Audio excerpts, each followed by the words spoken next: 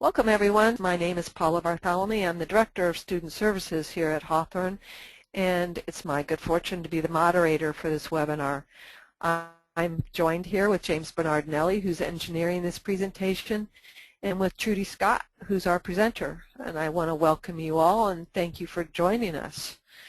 We're just about to begin the presentation on what public speaking has done for Trudy's nutrition business and how it can help you too. Again, our presenter is Trudy Scott. She's a certified nutritionist. And just a little bit about this presentation. I think it's a very important topic, and learning how to do public speaking is really critical. A lot of people want to write, want to do public speaking. Some people want to do just one-on-one. But regardless, we speak. We need to talk to let people know what we do and who we are. So when we're speaking in public, it's a very powerful and effective way to reach people with our message, as well as providing additional sources of revenue for our nutrition businesses. So Trudy's going to share why she loves speaking and how it's helped to grow her business and how it can help you too. And she's going to focus this presentation on the reasons why speaking is great for your business. And some specifics are, what to do if you're just getting started, some key points for deciding what your topic should be, some really good ideas for where to speak and finding speaking opportunities, also what to do if you want to speak at a specific event and you've given them your proposal but they decline it. She's going to tell you what to do. And then finally some great skills to acquire to take your speaking to the next level, because we want people asking you to present for them. So I want to tell you a little bit of background of Trudy Scott. She's considered a food mood expert, and she's a nutritionist who's she's really on a mission to educate and empower women about the healing powers of food in order to find natural solutions for their anxiety and their depression and their sugar cravings. Trudy loves speaking to women who are looking for life-enhancing mood transformations, and this always starts with eating real whole food, using some amazing nutrients that Trudy has known to work very effectively in this situation, as well as making some very simple lifestyle changes that can be dramatic. Trudy also loves to present nationally to nutrition and mental health practitioners on food and mood, telling them all about the recent research so that they can educate and empower their clients and patients as well. She's really done a lot of the speaking both to small and big groups, participates in telesummits, and has been interviewed on many programs, certainly NPR, on Good Day Sacramento, Fox 40, and with Regina Meredith on GuyMTV.com. I should also know that following this, Trudy's the author of really an excellent book called The Anti-Anxiety Food Solution, How the Foods You Eat Can Help Calm Your Anxious Mind and Improve Your Mood and End Cravings. This was published in June of 2011, and the publisher is New Harbinger. And it's interesting because the publisher approached Trudy to write her book after they heard her speak at the NAMP National Annual Conference in 2008. So being an author and speaking has really allowed Trudy to share her message with many more people and has contributed greatly to the growth of her nutrition business. So I'm looking forward to what Trudy has to tell us in this presentation. It's really a pleasure to have you with us. Trudy, welcome. We're so glad to have you presenting. We have a lot of ground to cover, so without further ado, I want to turn it over to you and let you get started. Great.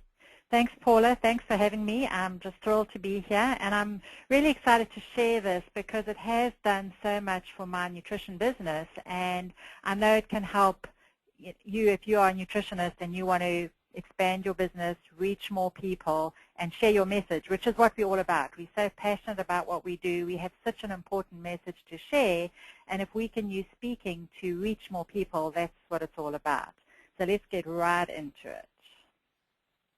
Great. So what we're going to cover today are a number of areas. Paul has mentioned a few of them, but we're going to talk about some of the reasons why speaking is great for your business.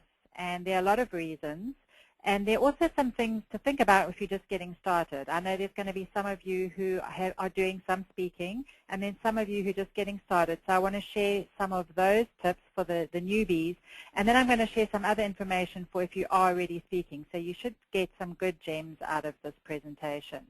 I also want to share some great ideas on where to speak. Obviously, there's tons and tons of places you can speak, and if you can just take a few of these ideas and go and look them up and find places where you can speak, you can start speaking next week. One thing that I really want to say is don't wait until you have all your ducks in a row. I was actually speaking to a colleague of mine. She said, I'm going to be submitting a proposal for January next year for this presentation that she wants to do at a chiropractor's office. And I said, why are you waiting till January? Do it next week. Do it the following week. She said, I don't really have my website ready. And you don't have to wait until you have all your ducks in a row. Just get out there and speak. So if there's one thing that you take away from today's presentation, that is to just get started and do as much speaking as you can, because it really does make a big difference. Now, we're going to also talk about what your topic should be, because there's many things that we can talk about. And niching is really important, and we're going to go into that in some detail. And then how to find these speaking opportunities.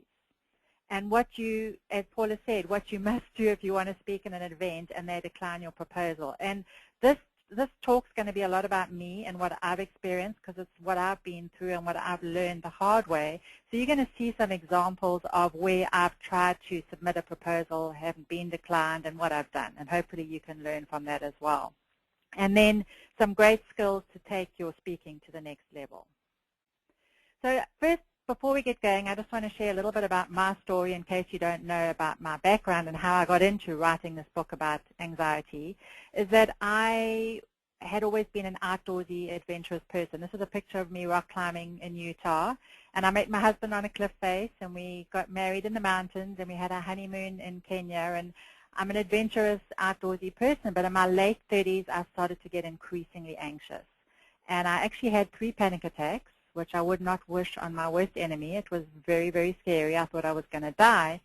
But because of my upbringing in South Africa, I looked to natural solutions. We'd grown up eating real food. When I left South Africa, there wasn't even a McDonald's there. Unfortunately, McDonald's is there now. But I looked to natural solutions. I worked with a nurse practitioner and a naturopath, and I found solutions using food and nutrients, and was so passionate about this that I went back to school. I was actually working in corporate America at the time, working very long hours, very stressed out.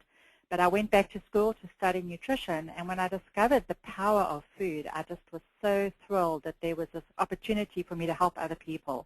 And that's my story, and I know there are so many nutritionists who have their own story and their own reason why they do this, and that's, you know, how I came to work in this area, and that's why I'm so passionate about what I do. And we'll talk about passion when we get to the niching part, because you really have to be passionate about what you do. You can hear it in my voice. When I do my presentations, I tell the story every time, and people come to me afterwards and say, wow, that was powerful. I wrote about it in my book.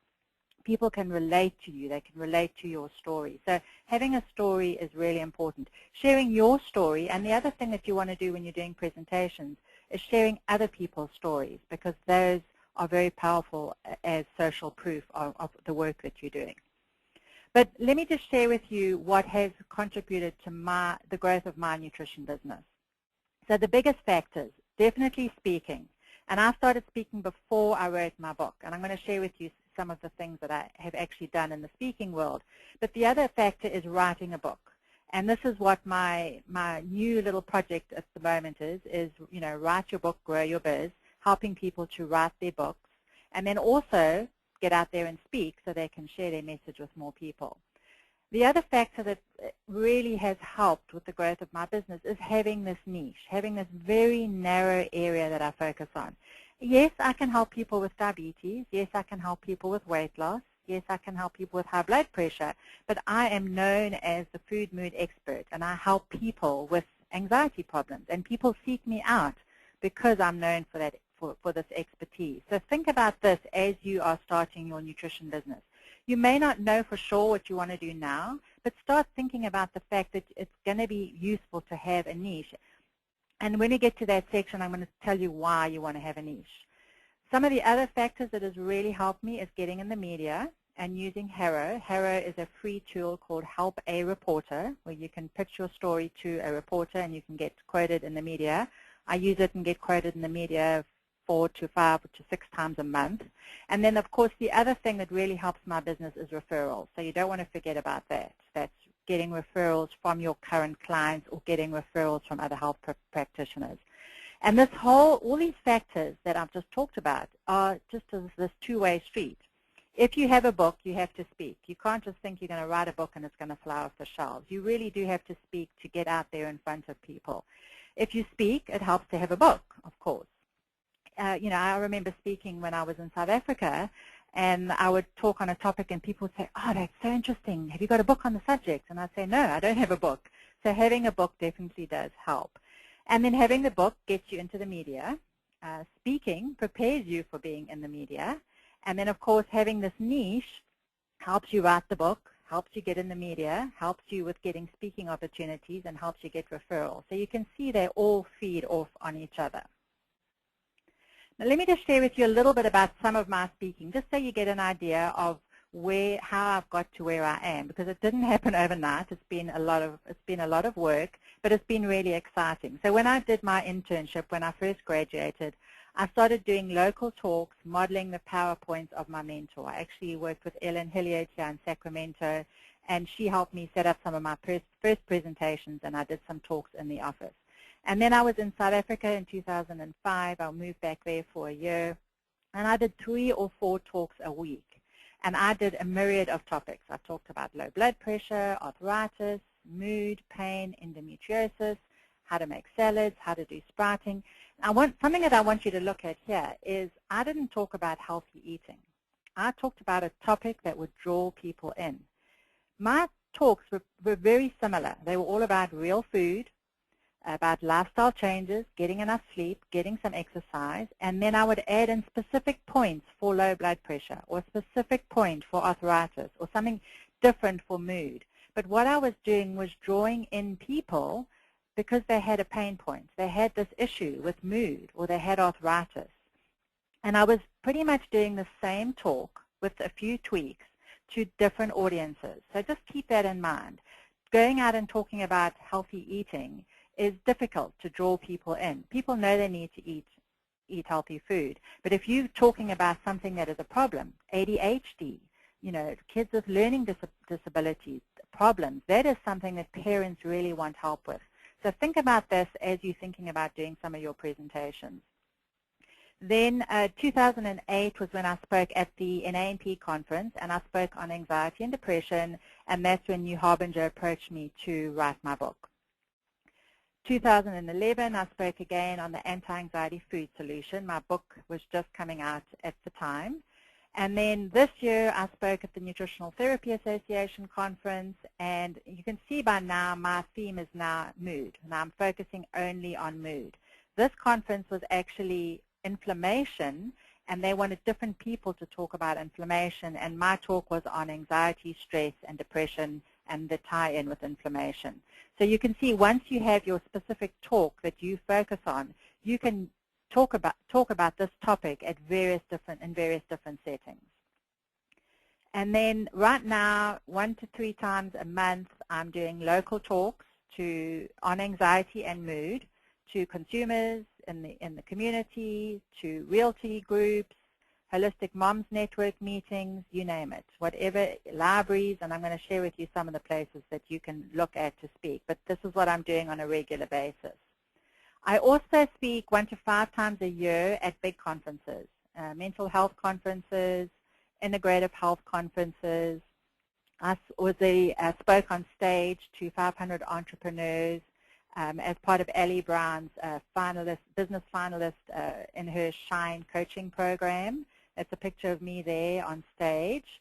And in 2012, I did 15 paid one-day PESI talks to mental health professionals. So PESI is a nonprofit group that does CEUs for mental health professionals, and I was introduced to them by my publisher. New Harbinger works with PESI, and because I had my book, I got an opportunity to do these presentations with PESI. They fly me to a destination, they pay me, they pay all my expenses. I'm allowed to sell my books there. And it's a full-day presentation to mental health professionals, which is so exciting for me because a lot of people with mood problems don't think about going to a therapist. They don't think about going to a nutritionist. They're more likely to go to a social worker or a therapist. And what I'm doing here is educating the mental health professionals that food is a big component of mood, anxiety, and depression, mental health disorders.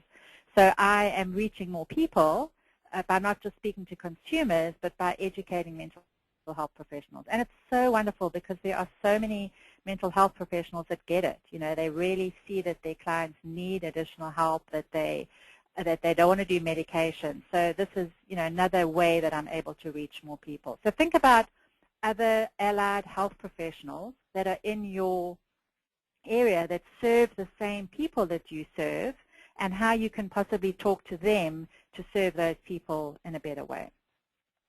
I've also done media, as Paula introduced at the beginning. I've been on NPR. I've done some TV shows. This is me on Good Day Sacramento. I will tell you the TV shows are a lot more scary than doing a one-day presentation because the TV show is a 3-minute, fast-paced, they're firing questions at you and you have to answer these questions really fast. So the TV shows are definitely something to be a little bit prepared for.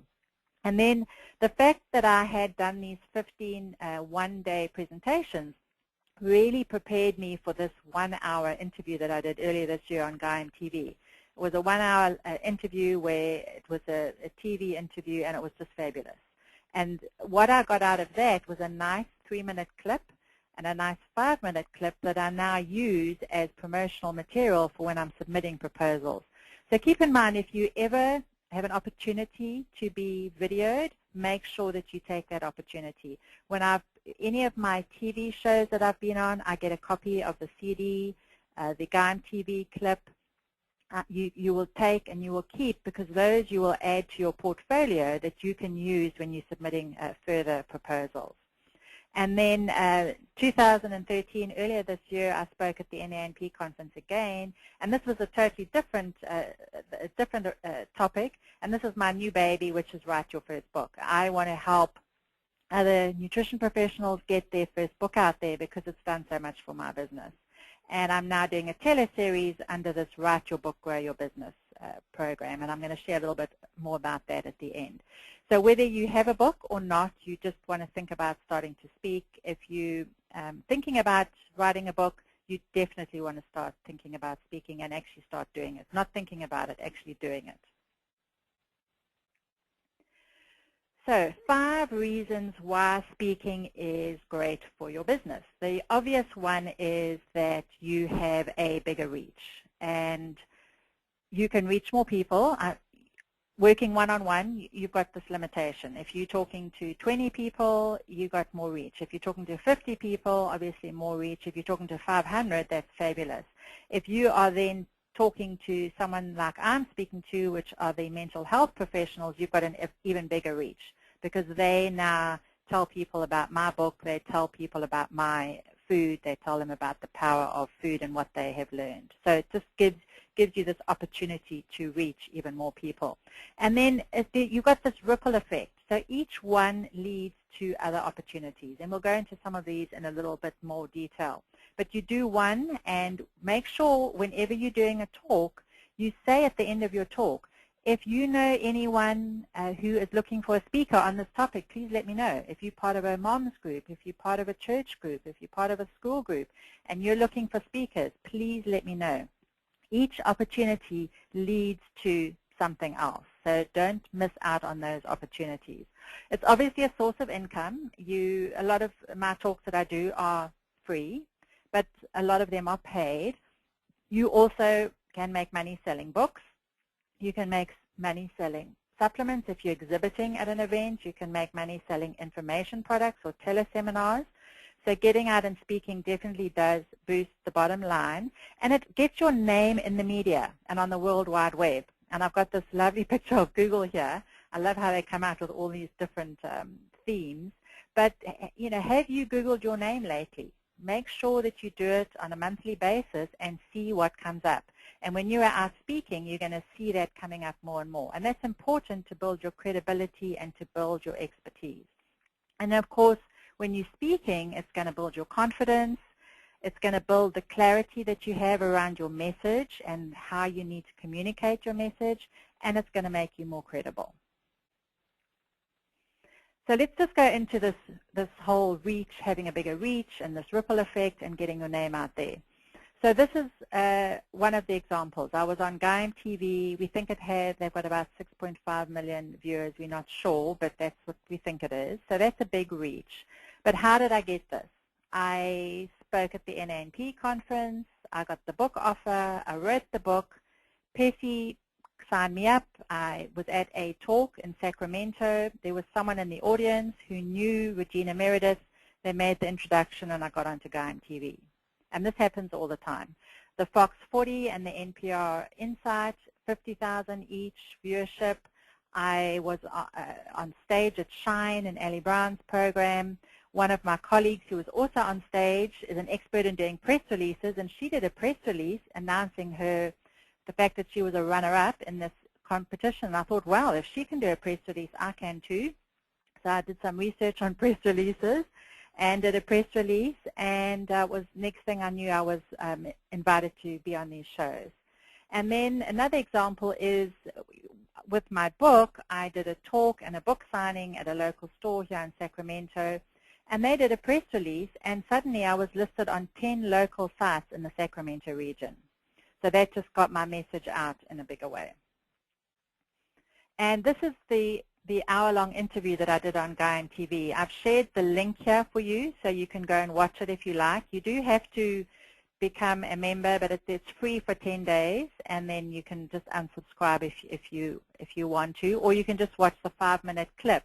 But this was an hour-long interview, which was fabulous, really great opportunity. And I mentioned how speaking is a source of income. I get a steady stream of clients who say they saw my show on Gaim TV and they'd like to work with me. So that's another way that you can, grow your business financially, is by speaking, because people will hear you speak or see you on a show and then they want to work with you. So if you're just getting started, and even if you're not just getting, you have been doing some speaking, but you want to take it to the next level, you can think about joining Toastmasters International. Some people are not that keen about it because it's a little bit structured, but for me it was amazing. It's one of the first things that I did once I got serious about speaking, and it's really great because you are in a nurturing environment amongst people who want you to succeed. And certainly if you're nervous or you're not feeling confident about your speaking, it's a great place to go. You learn speaking, you learn listening skills, because you actually have to give critiques of other people's presentations and you have to give feedback. And one of my favorites was table topics, where you actually get a topic and you get 2 to 3 minutes to talk on that topic. You'll stand up there and they'll say, okay, talk about the color red. And you'd have to talk for 2 to 3 minutes on that topic, with an introduction, the middle part, and the end. And of course, as a nutritionist, all my topics I would tie back to food, and I would talk about grass-fed red meat, and that would be my topic. But table topics gives you that opportunity to speak quickly on your feet and to not use a lot of ums and ahs and filler words. So Toastmasters is fabulous. It's very affordable. And even if you are speaking, I would recommend Toastmasters for specific areas. There's a different track. So there's the beginning track, certified Toastmaster. Then there's other tracks if you want to be in the media. There's tracks if you are an author. So there are different tracks for different areas that you may be interested in. The other thing that was very helpful for me was learning from other nutritionists.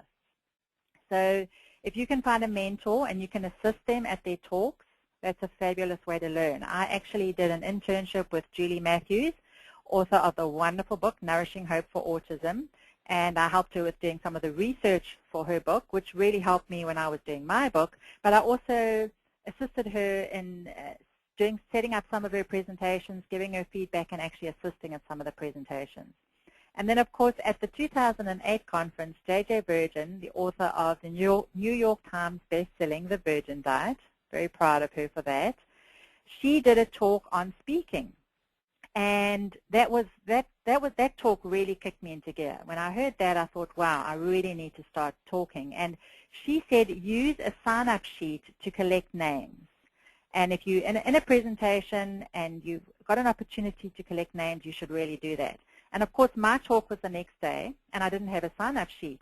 So after her presentation, which happened to be a Friday night, and I'm sure some of you were there, I was sharing a room with Frances Holmes, and Frances and I got in the car. We drove to Kinko's that night. I did a little handwritten sign-up sheet. I got them copied, and I used them for my presentation for the next day. So anytime you hear something, decide, this is my takeaway, this is what I'm going to do, and act on it right away. And then what I said earlier, just get out and speak. Don't wait to get all your ducks in a row. You can, if you know your subject, you've got an opportunity to speak, definitely get out and do that. So some great ideas on where to speak. Obviously, if you've got space in your office, that's a great place to do it. I actually have a boardroom in the office complex that I work in, and I do presentations there. Local libraries are a great way to get out and reach more people. They promote it, they'll create a flyer, and they'll often do a press release. You just show up and talk. At a local library here in Folsom, I did a talk on anxiety and food, and we had over 100 people come. It was their biggest turnout that they'd ever had. I asked if I could have a table, and I sold books and my DVD, and I gave away herbal tea bags. I had a sponsor who gave me the tea bags, so that's another way that you can use the speaking opportunity is to get sponsors. I grew my list because I had a sign-up sheet. I got 2 clients out of it, and I got 2 more speaking gigs. So you can see this ripple effect that I was talking about earlier. Sometimes they're free, sometimes they're paid. When I first started speaking at the library, they were not paid, and now they are paying me. Whether I was paid or not, the fact that I got all that exposure and had this opportunity to speak was fabulous. Health stores are great. Sacramento, we've got the Sacramento Co-op, and I speak there. Obviously, health clubs and gyms, yoga studios. Think about where your people hang out. If they hang out at a yoga studio, that's where you want to go. So think about where they hang out. Local business groups are great. There's a realty group here in Sacramento. I've done actually 2 30-minute talks to over 80 realtors. I had some book sales. I've got some clients out of it. And there was a Coldwell Banker head honcho at one of the meetings, and he invited me to be a keynote speaker at their annual conference in Tahoe. So you never know what you're going to get when you go and speak. And then medical conferences are also fabulous. So find organizations or medical conferences that fit in with what you do and what your niche is. This is me presenting a poster presentation at the Anxiety and Depression Association of America. And I submitted to speak, and they didn't accept my speaking proposal, but they accepted this poster presentation. I had no clue what a poster presentation was or what it meant or what I had to do or how to create this poster, but I learned how to do it. And this is one of the things that I teach in the speaking course, how to do this poster presentation, because I think it's really cool to go to some of these mainstream conferences and present this information about food, because there's mainstream practitioners who just don't know about the research. So depending on what your field is, you could go to ADHD conferences. Julie Matthews goes to the autism conferences all the time. You could go to a diabetes conference, a pain conference, some kind of integrative health conference. So finding these conferences where you can go and share your message. Speaking in doctor's offices are also an option. TEDx is another fabulous option. Terry Walls has got a fabulous talk on TEDx. If you haven't seen it, I recommend seeing it and learning from her. And she's had over 1.5 million views. So this is a great way to reach more people.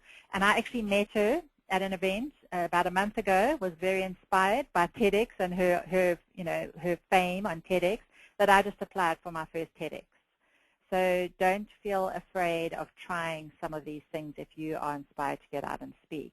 And then doing teleseminars or telesummits are great. I was a guest on an emotional eating program as a telesummit, and they loved it so much they asked me to do a group program, and I did my first 6-week group program called Amazing Aminos for Emotional Eating. So you get on a summit, you get asked to do something, and you have to create something that you might not have planned for. As I said, there's this ripple effect all the time. I just completed a 3-part teleseminar called Write That Book Finally. So as I said, doing teleseminars are another way to do it. And telesummits are great. You've probably been seeing all these adverts for people doing various telesummits. And I've decided to host my own telesummit early next year called the Food Mood Revolution, which is going to be a summit bringing together experts in the food mood area. Another great way to reach more people. So what topic do you talk on? Obviously, you've got to have the passion. I talked about that at the beginning. You've got to have that passion and that interest. And the other thing is you do need to be solving a problem. So for me, it's people with anxiety, panic attacks, maybe OCD, social anxiety, depression, and emotional eating problems. And yes, I would love to help people who are feeling stressed and overwhelmed, but that's often not a driving force for people. They will wait until they are feeling really bad and having full-blown anxiety or panic attacks before they do something. Obviously, we'd like to prevent that happening, but that's not the reality. People will come to you when they have a problem. So think about what problem you can solve for people, and will they pay for it? And this would not just be for your talk, but this is for your business. So it's your talk, it's your service, it may be your book when you get to write your book, and I hope you are planning to write a book because we need lots of books out there. Actually, when I had my anxiety, it was books that I turned to. I read every single book that I could get my hands on, and that's what led me in the direction where I went. So I love books, and writing my book has been fabulous, and I think we need more books out there by wonderful nutrition professionals. And just don't be afraid to niche. We feel a little bit worried. Well, what if I've got this narrow niche? I'm not going to be able to help everyone else. But people want expert advice. And if you are niched, it's a lot easier to collaborate with other nutritionists. I have shared many booths with other nutrition professionals who have a niche, and Julie Matthews is one of them. Her niche is autism. Mine is anxiety. Yes, she could help people with anxiety, and I could probably guide, kids with autism, but she has spent years and years focusing on autism, and she is the expert, and I am the expert on anxiety, and it makes it easier to collaborate in terms of being on the telesummit together, in terms of sharing a booth together, and supporting each other. And then you can refer out. I just had a good friend from school contact me about her grandson who's just being diagnosed with Asperger's, and I've referred them to Julie. So, you can refer out, and people will refer to you. The other thing is to have one signature talk. So decide what your topic is and have that one talk. For me, when I first started, I tested out 3. So I did in the community for a whole year. I talked on anxiety, I talked on sugar cravings, and I talked on the healing power of foods. And the 2 most popular topics that I talked about were anxiety and sugar cravings. And those are the 2 areas that I focus on now. Obviously, I bring in the healing power of foods into all my talks, but those are my signature talks. And if someone invites me to do a presentation, I will only talk on those 2 topics. I shouldn't say I've also got another signature talk, and that's what I'm doing now, which is Write Your Book, Grow Your Business. I teach about writing your book and speaking and using the media. That's my new sort of niche. So I've got 2 niches. My one niche is this anxiety, mood, emotional eating niche, and then my other niche is helping nutrition professionals get their message out in a big way.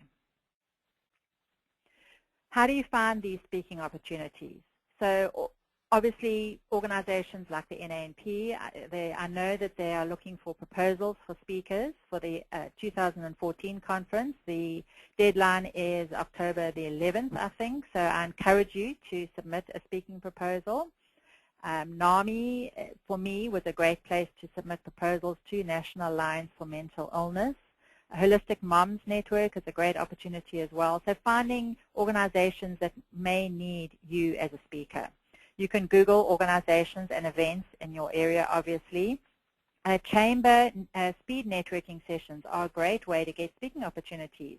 I went to one of the local chamber meetings. I asked for speaking referrals. That's how I got the P-Car Realty Group, and then the Tahoe event, and then I got a Seroptimist event after that.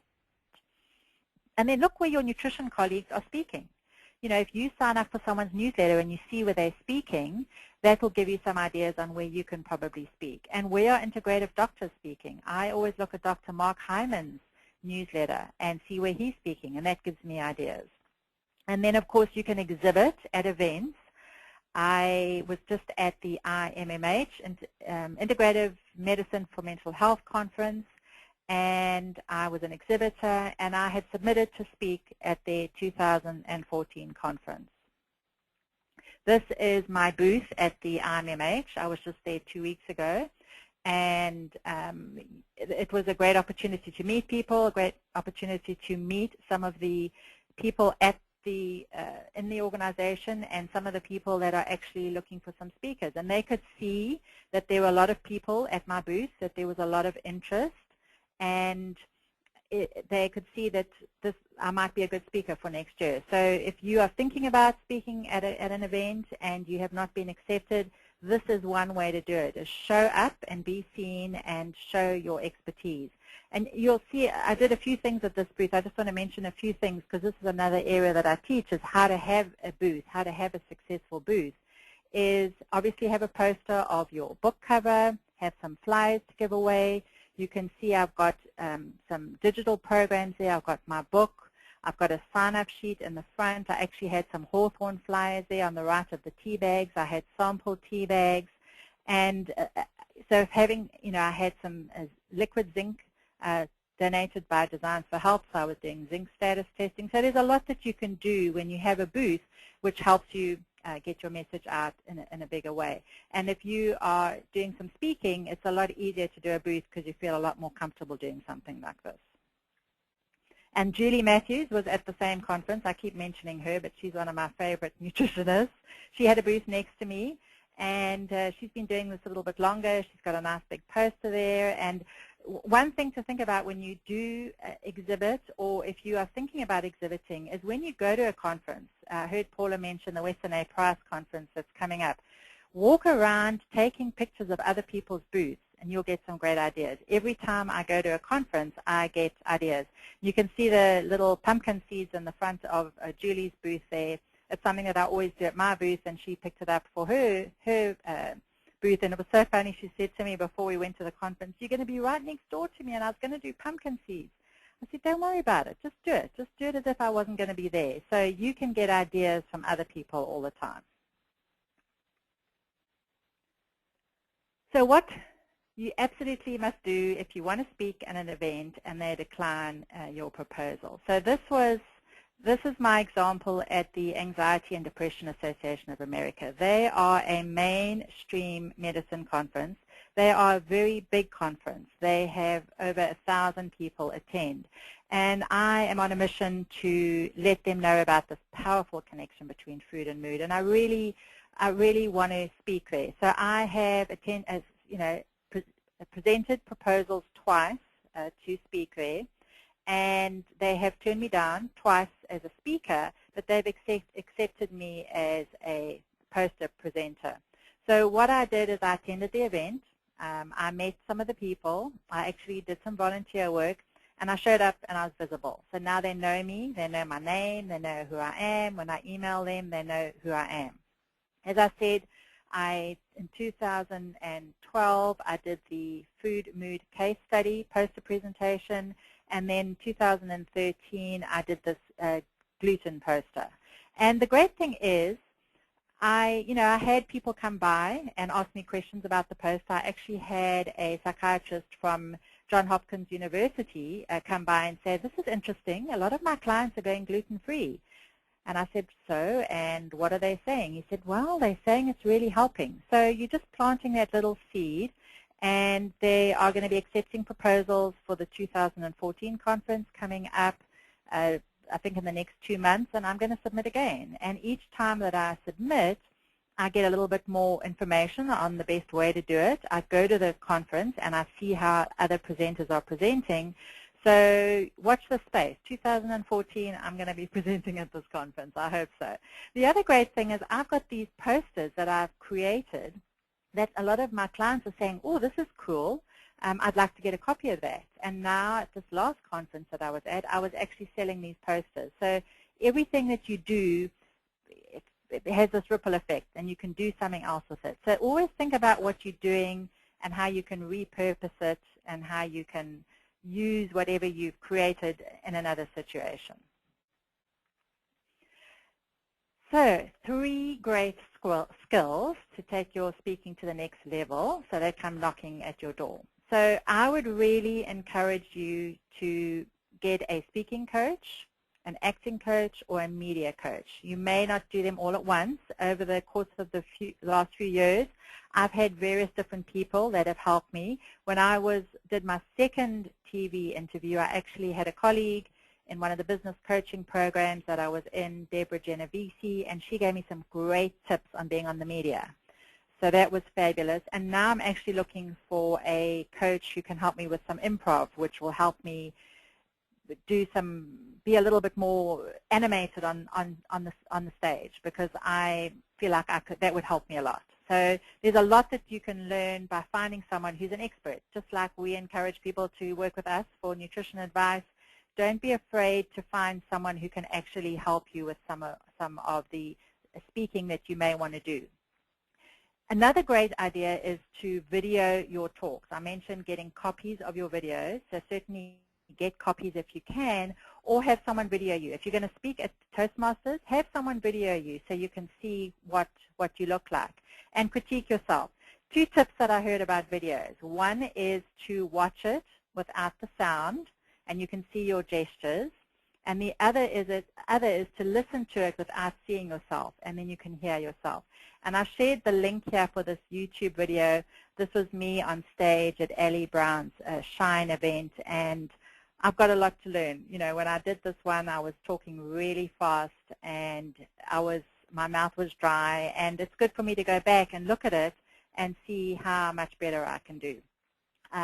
The other thing is to get your speaking to the next level. If you want to speak but you feel anxious or you feel fearful or you've got this negative self-talk like, who am I to be doing this, or I'm not qualified enough, or I don't really know my topic, or how can I call myself an expert, is to address neurotransmitter imbalances, nutritional deficiencies. You know, GABA is amazing. When I had my anxiety, my lifesaver was actually GABA Calm. It was fantastic. Tryptophan is fabulous for the negative self-talk. It's fabulous for the worry in your head where you can't switch something off. And zinc, of course, and vitamin B6 are fabulous for the social anxiety condition called pyroluria, where you have this fear of public spaces, fear of being in large crowds. And I actually have pyroluria. And before I started speaking, before I discovered I had it and I was speaking, I would just force myself to get out and speak and feel very uncomfortable doing it. And it's so much easier to speak when you just feel relaxed and you don't feel nervous.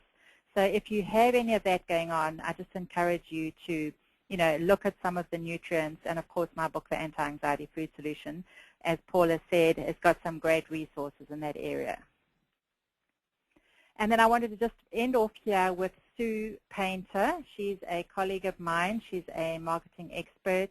And she just says the problem is not that you aren't good at what you do, it's that you're obscure.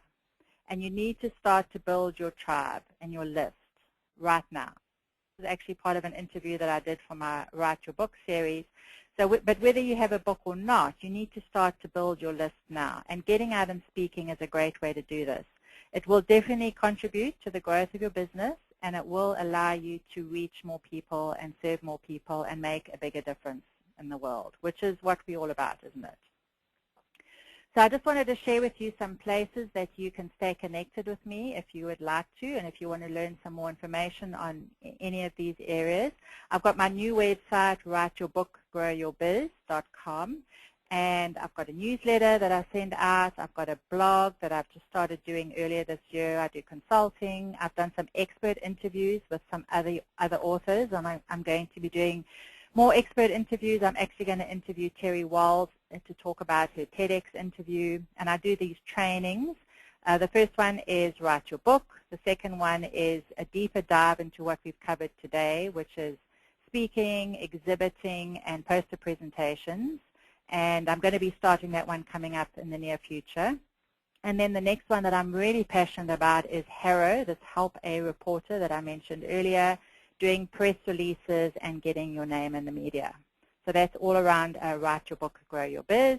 And then, of course, I've just got my other two websites, anti-anxietyfoodsolution.com and everywomanover29.com. And I also have a newsletter and a blog, and I do consumer courses and practitioner training. And I believe Paula was saying that you could ask your questions. So if anyone's got questions, I'm sure you're asking your questions away. And Paula, I'm ready to start answering questions if you are. All right, I am, and we have a few to get started with here. I think that you have one of the points I want to make before we go right to questions is talking about putting all your ducks in a row and having everything.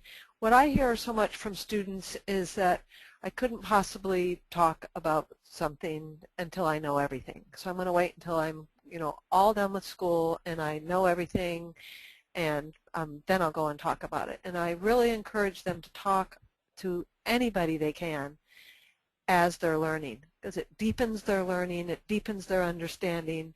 They get to see and hear and experience how they are, how they're experienced, how well they're understood, and what kind of questions and what kind of feedback they get.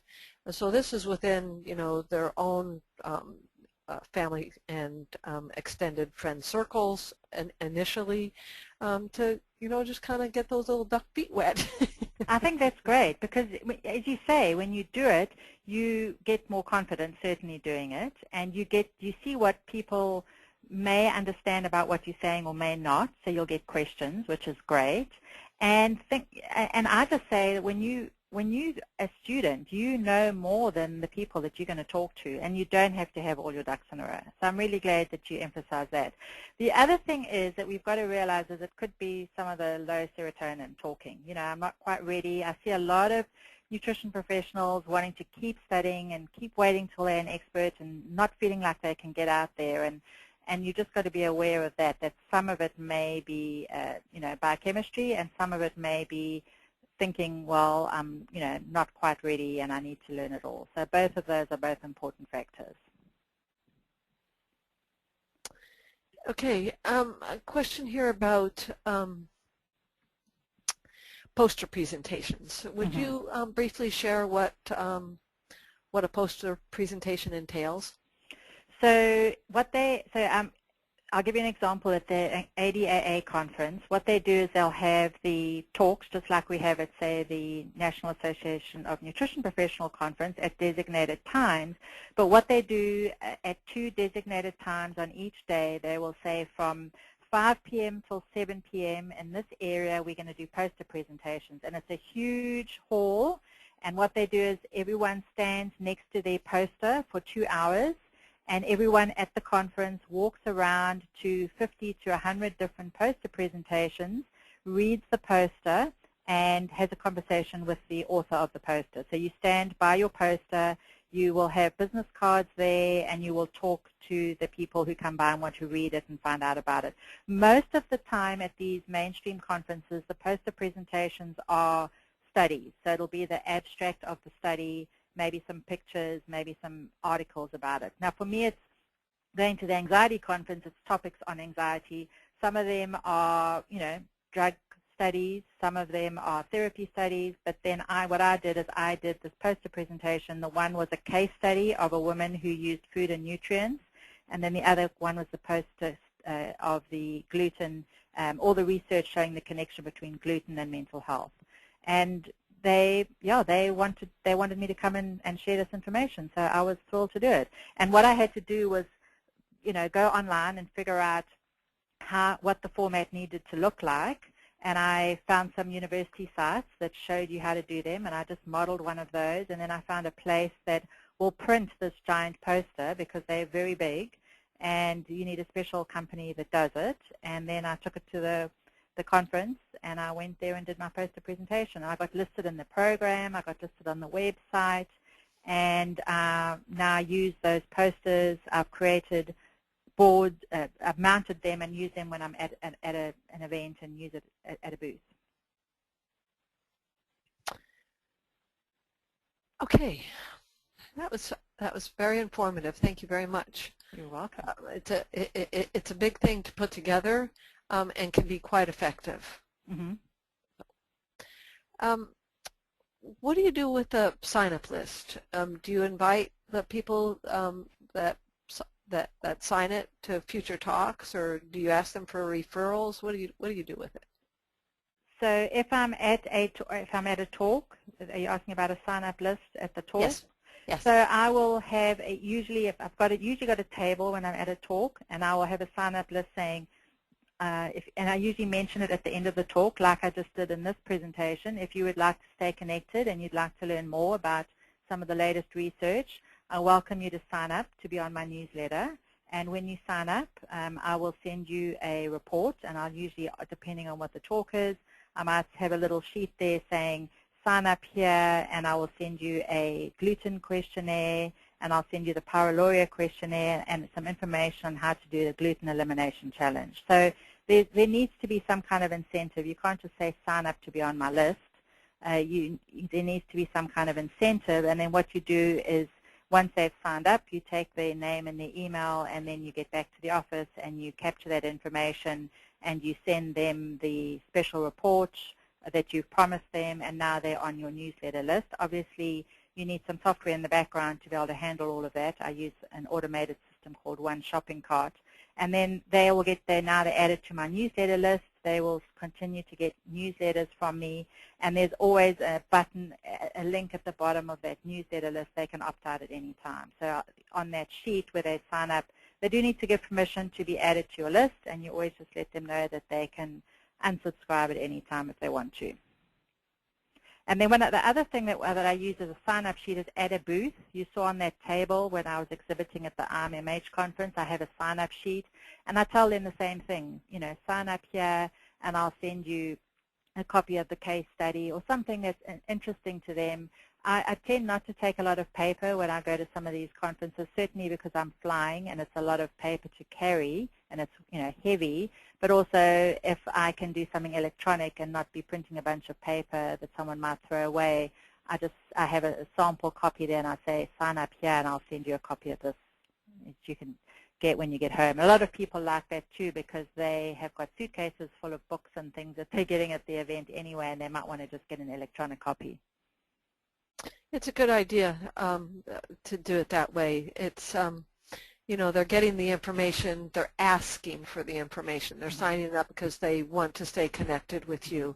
And yes, all this paper, you can get lost in all the paper. Yeah.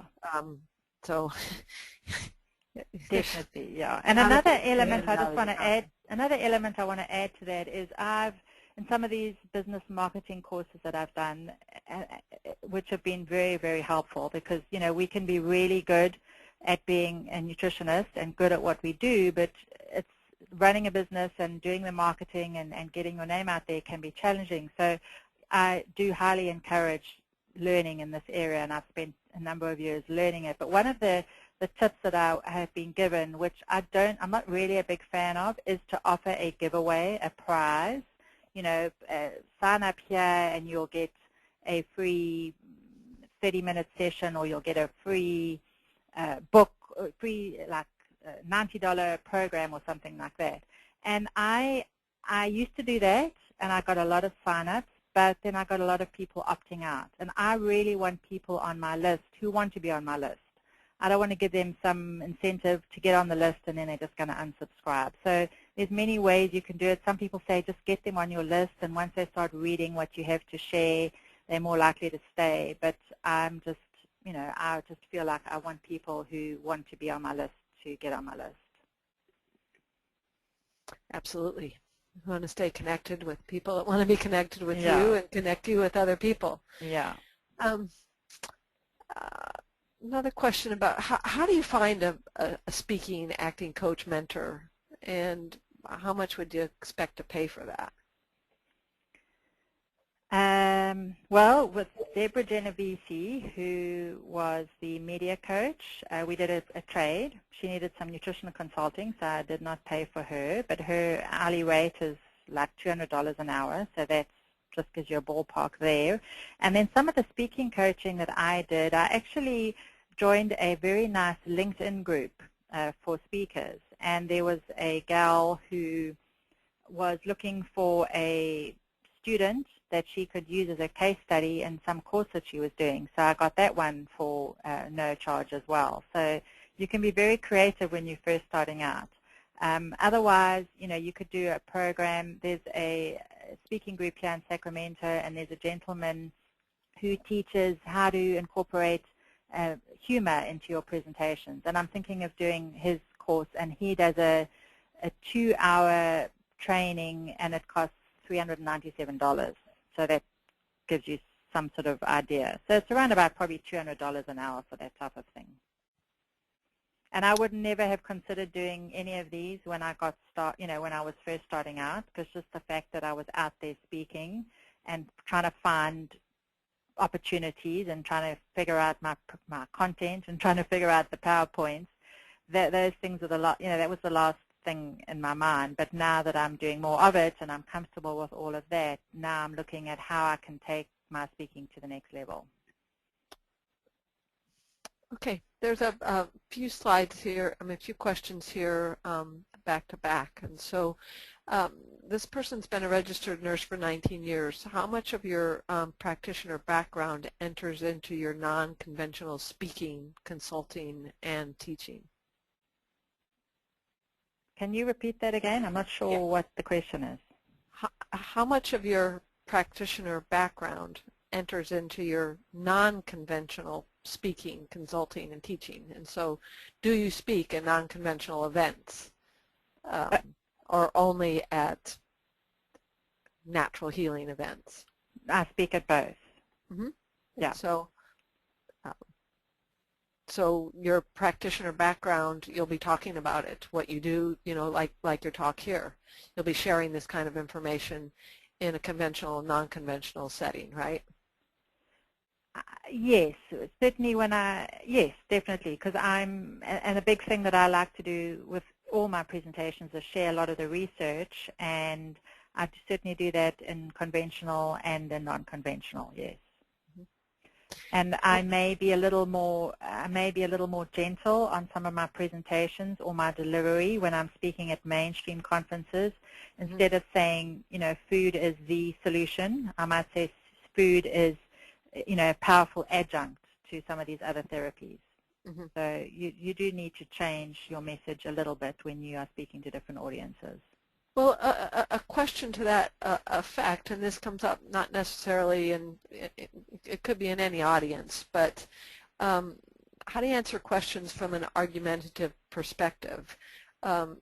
Somebody that's got an antagonistic tone, like they're just trying to call you on the carpet, so to speak. That's such a great question, because I've got such a great example of that. I was actually speaking at a local library here in Sacramento, and it was my first experience of having a heckler, and she was probably the world's worst heckler that you could imagine. I was talking about paleo eating, and she was a vegan, and not that I've got anything against vegans, but she realized very quickly that she was in the wrong place, but she wasn't going to, take it lightly, and she just heckled me. And she was also, I think she had some social interaction problems, so she didn't know how to deal with people, and it was very, very uncomfortable. And I learned a lot from that. I actually came back home and I practiced with some people, heckling me. And so just be prepared, I think. Be as nice as you can. I just said to her as nicely as I could, 3 or 4 times, I would love to chat with you about this afterwards. The people that have come to this talk are here to listen to what I have to say, and I'm sure there's a lot of people with differences of opinions. And if you could just please honor that, and I'd love to talk to you afterwards.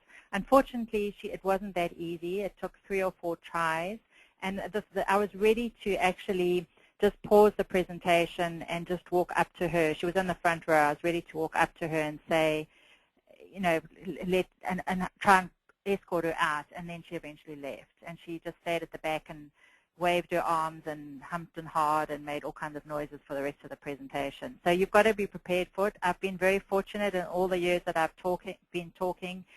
She was the most difficult person to deal with, and interestingly enough, I came across her at another presentation about 6 months ago, and she was doing the same thing. So I think the message here is be aware that it's likely to happen, and maybe do some practice work with someone beforehand. This is where having being part of Toastmasters would be a great way, so you can practice some of this.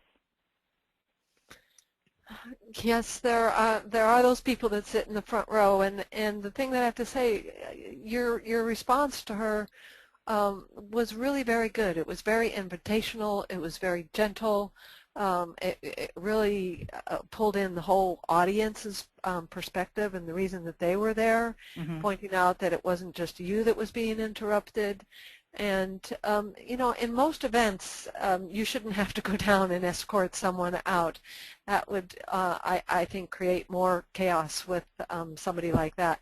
Usually they've got, at conferences, they'll have somebody in the room that's monitoring that and take care of it for you. So. Yeah. And then as you get more established, you will have someone with you who can help. You know, when I go to these events now, I've got a helper who comes and helps me, and that she would do that. She would sort it out while I was talking. And it was very interesting because a lot of people afterwards came to me from, you know, in the audience and said, I'm sorry you had to go through that. And I was apologetic to them that they had to sit through that, but they were sorry that I had to go through it. So the rest of the audience is on your side, so just be aware of that. Have any of your presentations been approved for nursing continuing education requirements? I believe so, and it's state dependent. When I did my presentations for PESI, to the mental health practitioners, there were nurse CEUs approved. I don't know if they're called CEUs, but whatever they were, continuing education, for nurses, for dietitians, and then for social workers and therapists. But it was each state, because I did talks in Texas and New Hampshire and Wisconsin and California, so it depended on each state. And how did you go through that? You just went through the Nurses Association? I didn't do it. By state? No, PESI did it. So PESI got all the approvals. PESI is the group that paid me to do these talks, and they did all of that. Yeah. Right. And getting CEUs is great. If you've got some kind of presentation and you can get CEUs for them, that is fabulous. Huge. Yes. Really great, because that's going to draw people in. I need to go back to the slide 19. You were talking about wanting to speak at an event if they decline. Can you reiterate the main point that you were making on that slide? The main point is that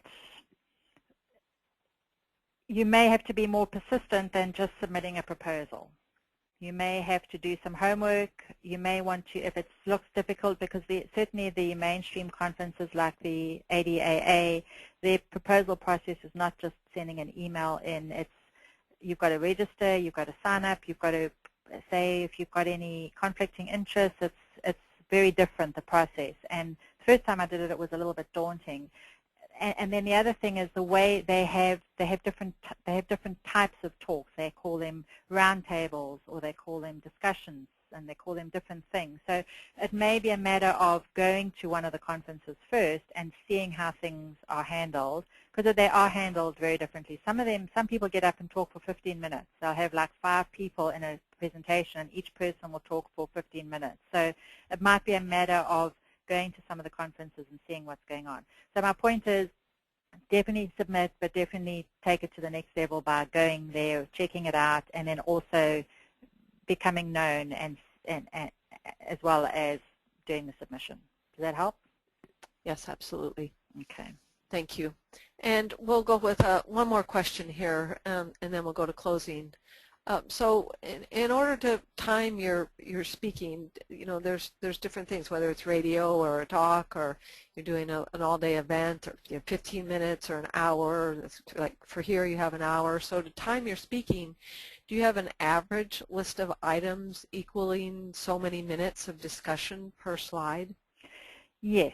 So for and this just comes with practice, for a 1-hour presentation, I'll usually have about 20 slides. Tonight I had 22 slides, but I had the beginning and the end. So normally if I'm doing a consumer presentation, I'll allow 20 slides for an hour. That gives me time to chat around each slide. Some presentations, some places want a lot more slides. I've presented somewhere and they said they want at least 50 slides in an hour, which is crazy because you're talking really fast. And that when you have that requirement, you can't talk about everything on the slide. You just got to hit the highlights. So that is one recommendation. The other is to practice. You can create a presentation and you can practice it at home. It's not going to be quite the same as if you are in an audience where someone might throw their hand up and ask a question, and you have to say, "We'll get to that in a second." And if you still have a question, you can ask it then. So you do have those interruptions, which goes back to your earlier point: is practice getting out there and talking to people, because then you'll see how long it takes, and you'll see the kind of things that people might be asking you. And certainly when you do the TV shows or the other things where they are timed, this is where Table Topics and Toastmasters comes in handy, because you are timed for your presentations and you have to learn how to fit things in a certain time. Absolutely right. Doing radio, I've done a lot of radio, both commercial radio and non-commercial, and very different. Mm-hmm. One, you've got, all the time that you need to talk, depending on what your time slot is for non-commercial. But commercial, you had indicated, it's like, you've got a 2-minute spot, and Yep. you've got to get your message out. And so practicing it and being articulate and concise Mm-hmm. is really important, because you have a message and then they go to commercial and they come back and ask you another question, and you have some time with that and they go to commercial, and so you need to keep people's attention so they keep it coming in. So Yep, and that's where sound bites come in. I didn't talk about sound bites. Is you've got to have your message succinct and talk in sound bites so people remember those things. So yep, it's very different depending on, and you just change it according to the situation. Okay, number of people have been asking, and I want to let you know that this webinar, as well as many others that have been done for Hawthorn, they'll be available on the Hawthorn website under archived webinars. So you'll be able to review this webinar as well as a wide variety of topics from our previous webinars. All the slides will be there. You can download them, and Trudy has her contact information here, so you'll be able to get connected with her directly. And if you have additional questions, you can post them to our Facebook page, and Trudy will respond to them there as well. So I want to thank you for attending this Hawthorn University webinar. And if you have questions and you want more information about the programs or courses that Hawthorn University offers, I certainly encourage you to visit our website. There's a lot of information and detail there. And then for any additional questions, you can contact our Director of Admissions, that's Kathy McDermott, and she'll help you out with that. And I want to invite you, and I hope that you'll join us for our next webinar, which is Tuesday, October 15th at 4 p.m. Pacific Time. And I'm delighted to have Hawthorn's Education Director and our Director of Doctoral Studies and faculty member, Janet Ludwig. She's going to be presenting on the subject of microbiome. And so the title of our webinar is The Microbiome, New Territory. And just a little bit about that. We'll be telling you more about it in the coming week. But there's a lot of research that's indicating that who we are and how we act and what diseases we may be prone to, they're influenced by our microbiome. This is the microbial organisms that reside in and on our body. So the microbiome begins to develop at birth, and it's influenced by many factors like diet and environment. An example of this is the use of gut microbiome in this new technique of stool transplants. So it's been used really successfully to fight infection from antibacterial resistant bacteria. So we'll be exploring these and other exciting areas in the webinar in 2 weeks, and we hope you'll join us for it. So this does conclude the presentation for today. Thank you again, Trudy. Thank you Thank very you. much. Also, thank you to James Bernardinelli for engineering and for everyone for sharing this educational experience with us. I always wish you the best of health and hope you'll join us for future webinars. And in the meantime, be well, take care of yourselves and each other.